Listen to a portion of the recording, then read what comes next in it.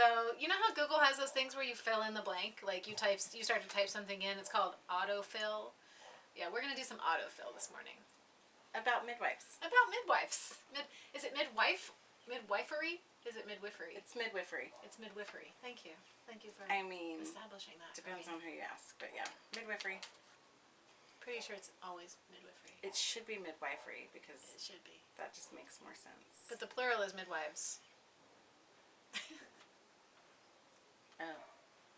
Midwifery. Midwifery. First question is, how does a midwife work? We don't. We just sit around and drink coffee all day and make videos. Cheers. Cheers. How do it work? End of the video right there. We have ways of making you talk. We have ways of making you open your legs. We have private clients. We also work in group practice. We offer out of look at you go. hospital services for prenatal and postpartum care. And we offer health care and well woman care and hormonal care and menopausal care. I've been getting a lot of questions about migraines this week. Like I even help people deal with their migraines because almost all of women's migraines are due to headache. Mm-hmm. Headache? Yeah, sorry. Hormones. Hormones, yeah. Mm-hmm. Migraines are due to headaches too. And typically, like I said, we work in a group practice or we have our own practices, and we have clients who hire us for their pregnancy, and we attend them at the same schedule as an OB, and we attend their birth at home. And then we provide very extensive postpartum care for them, and we take care of newborns too. Well, baby. It's a really interesting question now that you like really fleshed it out, but I kind of didn't. Like, how does a midwife work? How does it work? How does it work? Yeah. You find us, and we become your care provider through the entire journey of your pregnancy and postpartum. Mm-hmm. And then, or you find us, and we become your well person provider, and we check your bits, and you don't even have to be pregnant. Yeah. And sometimes insurances help pay for us. Sometimes they don't. You have to look at your insurance plan and ask. Is that a word? Insurances? I think so. Okay. Okay. So, but yeah, I liked your first answer. Midwives don't work. Cheers. Cheers. All right, I'm going to pick the next one. All right. We might need to uninvite the plant for next video. How does a midwife help during pregnancy? I'm really glad that didn't land in my cup. I thought it was going to be at my face. How does a midwife help during pregnancy? So, you know how during pregnancy everybody goes to a provider and like gets their belly checked and gets their blood pressure taken, gets their baby checked, like, and that takes like 3 minutes? Yeah, so that's not what we do.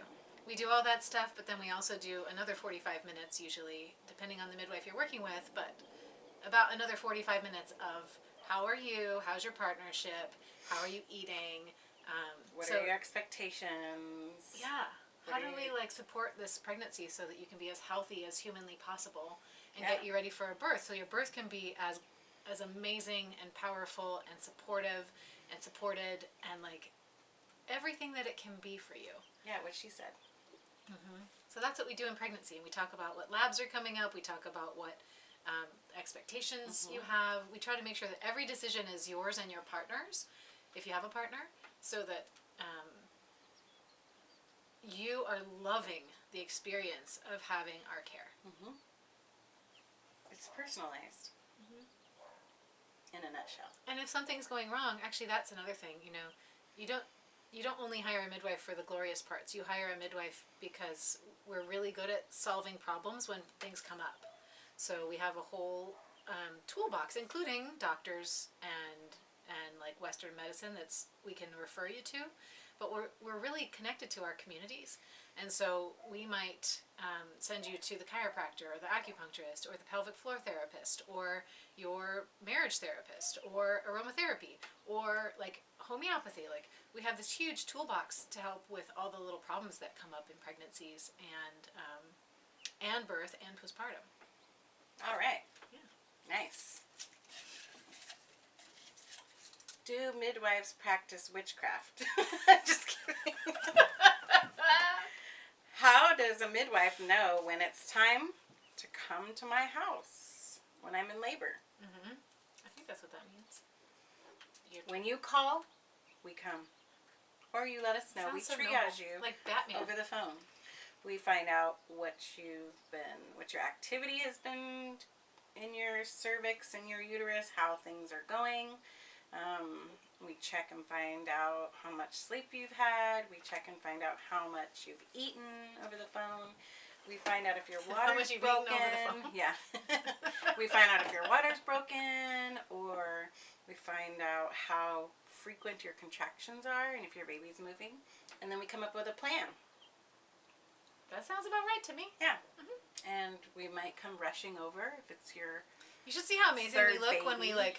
rush over at 2 o'clock in the morning. Yes. Like, we jump in our Porsche. Our Audi. Okay, sorry, she has an Audi. I have a Porsche. I jump in my Porsche, which is just a 2-seater, and then my hair is flying back. It's really beautiful. Yeah. And amazing. I arrive at your house with full makeup and you have a glam squad that gets you ready before you go to the birth. Yeah. Right. I'm always ready at 2 o'clock in the morning. Yeah. To look amazing Just in at your case. birth. Just in case. And then I show up in my I sleep with my makeup on every night just in case I get called to a birth. But truly, we come rushing if you have a history of really fast labors, or if you're a second-time mom who says that you can feel the baby coming. That's right. Or if we talk to you and you're going, and you're pushing. That happened to me. Yeah. It happens. Or we assess where you're at and we say, okay, go back to bed and get some rest, and we'll check in the morning. That's true. Have you ever had to go to somebody's house and you go to their house and you check on them and then you're like, oh, it's too early, and then you go back and you Absolutely. go home? Mm-hmm. Happens a lot. Happens. Yeah. That's fine. It's fine. That's what we're there for. We love going to births. All dolled up. In my Porsche. How do you break your waters? How does a midwife break How your waters? does a midwife break your water? Wait for it. Wait for it. I just happen to have right here. Dun dun dun dun. Can you see this? Dun, What dun, is dun, that? dun. What is that, Katie? Tell us. Asia, this is called an amni hook. And an amni hook has a fancy little hook on the end of it. Little tiny thing like a crochet needle. Mm-hmm. Or a crochet hook. And if you chose to have your waters broken, which almost no one in community birth ever does, but if you did, which never happens. I've only gotten to break somebody's water twice. Really? Maybe 3 or 4 times. Okay. Yeah. So then it's actually Some people choose to have it done. Or you get to a point where you discuss it and it's a wise choice. Right. It happens. Yeah. So you put the amni hook in. I put it in, so my fingers go into the vagina, and then I find the cervix, which is open enough for me to put my fingers through. And then I guide the amni hook along the fingers, and then I turn the little hook up towards the amniotic sac, which I can feel with my fingers, and then I just go... Sorry. And then you get a huge gush of water. Yes, we always put on protective, goggles, like a scuba suit. Yeah, it'll scoop. Pants, You guys are not sure which part of this is true, huh? fishing pants that go up to your... Seriously. Galoshes. My partner Jess is always really good at getting full splash. Is she? Yeah. That's her specialty? That's her thing. Uh-huh. Yeah. Does she have special shirts that Yes. she says, oh, I remember when that baby was born? Yes. Absolutely. I remember the first time I got baptized. Yeah. I was excited. Do you? Yeah, but not usually because of this. Usually just the water breaks on its own and then you're just covered in it. That happens too. Yeah. Have you been baptized? Oh yeah. Oh yeah. New socks and everything. Ooh, new Yeah. socks. You always got to carry a fresh pair of socks. One time I needed to jump into the tub to help this baby out, and my entire everything Yeah. My socks, my underwear, my pants, I've everything. been there. Yeah. In the tub. In the tub we go. We will get in that tub with you. She will. I don't do that anymore. And do I tubs. don't do tubs anymore. All right. How does a midwife induce labor? Oh. Do you ever induce? We don't. We have ways to get your baby to come around. Yeah. My Usually. old elder midwives, oh my gosh, they're not old, but the people who taught me were very good at getting babies to come out. Yeah. You know? What's the secret? What's one of their secrets? You know, a cervix, a good cervical sweep, and some really strong herbs. Mm-hmm. And I like to add in some nipple stimulation and pumping. Stop it. But that can be very effective. Yes. And then there's always the old castor oil. Mm-hmm. But since we're saying this on tape, and you are getting this maybe in some place where you don't have the information from a care provider, definitely be very careful when you're using these things. And Absolutely. you can look up a lot of things on the internet, but just check with your care provider. I'm planning to use castor oil, or I'm planning to take herbs. What's your experience with that? Does that sound good to you too? Mm-hmm. There's another thing, midwives. Do you know this? Like the midwife that trained me, Andrea, Mm-hmm. she would always ask her clients to tell her if they were gonna start castor oil because Yeah. Heck yeah. because I could already be at a birth when my client's like, oh, I think I want my baby to come today. I'll just drink the castor oil. Yeah. Yeah. No. We want to know. Don't do that to your midwife. We want to know. And we want to help guide you. How does a midwife sweep your membranes? What does that even mean, Asia? Well, What kind of membranes are we sweeping? what you want to do is separate the membranes from the uterine wall. And I use thought you your were going to say fingers. from the brain. And you want to use your fingers. The membrane from the brain. No. Insane in the membrane. You have to be very careful not to break the waters. So you want to make sure that you have a skilled provider. And it's something that sometimes can be very, very uncomfortable for people. And sometimes it's like They nothing. even feel it. It's crazy. Mm-hmm. So it really varies from cervix to cervix.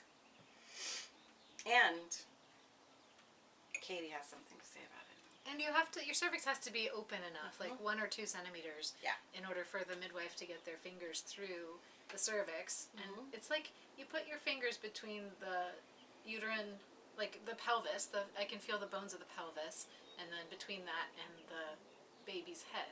We can't really feel a membrane. I think that's interesting to mention. Like you can't tell that there's a bag usually, but you know that that's where you are because. Guiding along. And it causes a big release of hormones, prostaglandins, and then those trigger hormones to be released. So that's why sweeping the membranes can be helpful in getting labor going. And you can also stretch the cervix out while you're in there. And I've known you midwives. or me, your care provider. We can. Your Not you. care provider. I've known midwives to do pressure points on the cervix too. Oh, smart. And it really helps to have strong hands as a midwife. Mm, yes, it does. And I don't have them, but it helps to have long fingers as well. Yes. I'm a massage therapist also, so it comes in handy to have strong handies. Yeah. What else was I going to say? That's it. We're all done. There's nothing else in the bowl. The cup is empty. Our cup is empty, as are our coffee cups. So thanks for tuning in. If you have more questions, I know you have questions. Put them in the comments below. Tell us what you want to see episodes about. And we are here to serve the people of our country, the people of the world. We're here to spread the word of midwifery. Yes, we are. Because midwives have 6 times, community midwives who are independently practicing women business owners have a 6-time lower cesarean rate than any hospital, at least in our region. That's Hospital cesarean rate's around 35%. Our rate is less than 5%.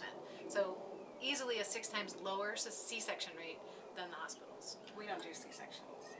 No, but our clients do sometimes have to transfer and get them, and that rate is less than 5%.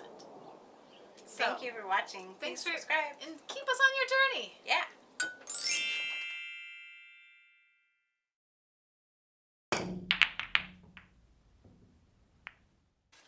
Hi, I'm Katie Asia.